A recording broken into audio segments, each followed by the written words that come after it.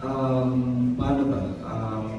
Siguro masasabi ko talagang yung pagiging bad guy kasi siguro masasabi ko maraming klase ng pagiging masama ng isang tao. Sa nakita ko dito sa character ni Cruz, later on Cruz dito. Sa tingin ko yung pagiging bad guy niya because of his greediness. Greed siya masyado siyang maraming gustong punit sa buhay niya. That's why he will do whatever it takes para makuha yung gusto niya. So siguro doon din mapapanood ng mga manonood natin, ng kapwa natin na yun yung parang lesson naman sa character niya. Because of our desires, pwede tayong mapasama pag too much. So kung pwede kahit may mapahama ka ng tao para lang makuha yung gusto mo, eh mangyayari po niya. So yung gano'n siya kasama dito. And alam ko na kapag naipalabas ito, marami rin makaka-appreciate na in a way sa character na ito, pwede palang may aral dito sa pagiging masama. Hindi lang siya masasabi kung ginawa lang siya masama para maging kontrabida lang ng dalawang or ng mga cast dito ng characters dito. Merong pinanggalingan bakit naging masama yung role ni Cruz po. Kumusta naman yung lahat kami actually mga nakatrabaho na po sila halos lahat, no? And sila po si Dennis, no? Si Ruro ba first time lang yata lahat, no? Pero lagi ko naman siya nakita sa GMA. Most of them yun, nakatrabaho si Joyce ngayon lang, pero mga nasa isang network lang kami. Kaya parang talagang hindi na kami nag-adjust dito. Well, my first time to work with Direct Sim. Sobra akong natuwa po ako. And I feel so blessed to be a part of this masasabi kong comeback ng lahat. No? Sabi nga ni Sir Ricky na nabuhay ulit yung industriya talaga ng So, isa pong karamalan na napasama ulit ako dito. And at the same time na nakasama ko yung mga dati ko na nakasama na magkakaroon ng dahilan para maging mabuhay ulit yung industry. And regarding sa relasyon ko sa kanila, masaya po ako at nagpapasalamat ako. Siyempre, unang kay Lord because naging maganda naman po so far na naging relasyon natin ng bawat isa. Natapos namin ito ng maayos, kahit po lahat kami may mga schedules at nagtulungan po kami. And I feel so respected and loved dito sa aming cast. Mga puso. Hi, Miss Annette. Hi, friend. And everybody, Miss Nessa.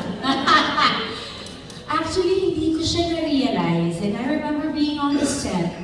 On the first week, before ko nun, hello, magandang hapon sa mga kaibigan natin, sa press. Thank you for having me here today. Hello everyone. Hindi ko na-realize, sabi ni Miss Nessa, is this your comeback project with GMA? Sabi, is it? Sabi ko, hindi ko siya na-realize. Because when I read the script, I read it like a script of any other. Like, I read it as a script. And when I said yes to it, I said yes because it was a good script. Irregardless of who was producing it. Because the script stands and script is king, in my opinion. And of course, a director has to bring that to life. Pressure. And the actors, no pressure, all of us. So yes, ito po pala ang aking pagbabalik sa aking GMA. Sa aking, siyempre pamilya ko po ng 10 taon at alam ni Miss Annette na mahal ko sila. Ayun. Pang-timiko. Ay, friends namin yan. Actually, si Wendell po hindi ko naka-eksena, pero si Dennis at si Alex, nakasabayan ko. Nung kailan lang? Mga 5 years ago, kaya mo tayo. Pero kami, Globe TVC. First time namin ni Dennis talaga mag-act together in a scene. Kasi kahit dun sa Globe TVC namin dati, separate kami na nag-shoot. But how was it? It was like, it felt so familiar but also new. It brought me back to, you know, my 20s. Alam mo yun, sila pa rin yung nakikita ko. And I looked at them and I thought to myself, wow, we've been through so much and we're still here. Thank you, Lord.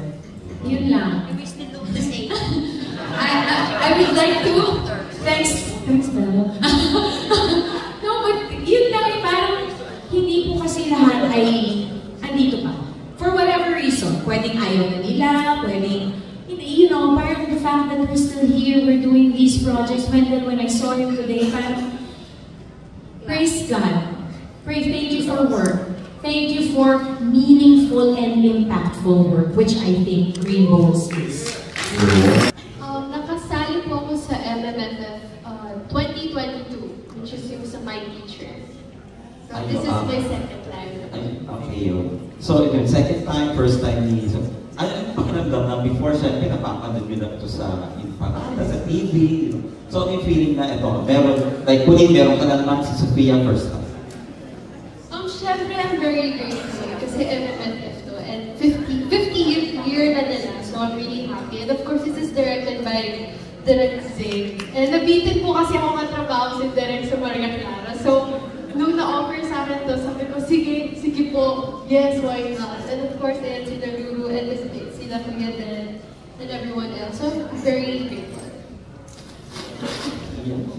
Super grateful din po. And nagulat din po ako na mag-MMFF. Kasi last year po, nanonood din ako ng Firefly. Tapos, si Direk Zing kasi, napapanood ko yung mga projects na. Sabi ko, yung ano, work with Direk Zing. Lalo na nakapost ko po kasi si Ate Isabel. So, ang dami niyang kwento about Direk Zing na sana daw work ko kasi super chill, super calm. Tapos nung naka-work ko na siya, sabi ko, totoo ba? And of course, I would also like to thank Ms. Ange, Ms. Nessa, Ms. Annette, Ms. Joy, Sir Ricky, Sir JC, Sir Bats.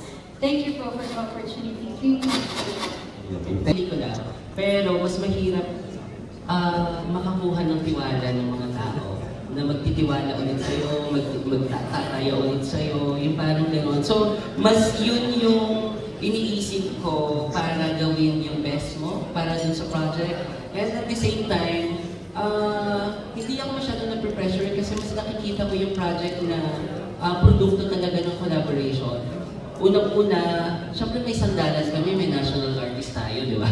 Tapos, sobrang, kung nakikita nyo lang dun sa set, hanggang dun sa katapusan ng pelikula, hindi ako pinabayaan ni Miss Ange, nila Ma'am Nessa, nila Sir JC, nila Sir Christian, lahat mahusay yung mga artista, even yung cinematographer namin, si Sir Neil, si Namaw, lahat ng mga tao doon sa set.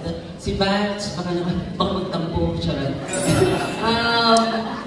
Lahat nagtutulungan doon, so hindi ko na feel na ako lang na mag-isa, and at the same time, hindi ko kumbaga pinapataw doon sa pangalan ng direktor yung lahat ng bagay-bagay. Parang ganun, ang tinitignan ko lang, ginagawa namin lahat yung best namin para doon sa pelikula. Tapos, ayun, hindi masyadong pressure, kundi yung pressure na sana maibigay ko pa rin kung ano yung inaasahan, hindi ng mga tao, kundi ng mga manonood, na sana may bibigay din namin, kundi yung mapagtayan ba yung tiwala na ipinagkatiwala sa akin ng GMA Films at ng lahat ng tao doon sa loob ng production. Like, halimbawa, ayan yung sinasabi nila, parang excited sila na makipagtrabaho sa akin, mas doon ako na-pressure.